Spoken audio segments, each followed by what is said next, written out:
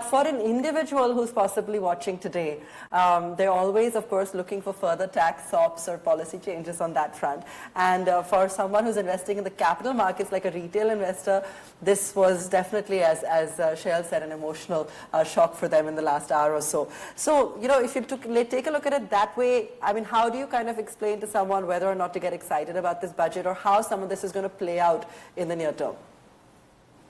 So, the first leg reaction to the budget is on the speech. And Shailendra has very rightly said that, today what you are seeing playing out in the market is more frustration and anger at the STT hike. But, if you take a step back, look at as to what the budget has done on a holistic basis. And I think that is where much of the retail investor will benefit from. They may not benefit from this STT tinkling, because only those who participate in the futures and options get affected. And we all know that the larger majority of the Indian retail investor actually is long only equity and not necessarily on the derivative side. So for them, one thing which is remarkable about this budget is that, look at the qualitative shift in the CAPEX spending now.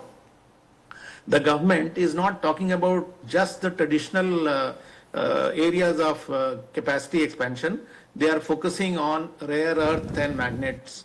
They are focusing on semiconductors and electronics. They are talking about data centers. They are talking about, setting up sophisticated tool rooms for the capital goods. So I think, the fact that, there is a qualitative shift in the focus of the government CAPEX itself is sending out a very big statement to the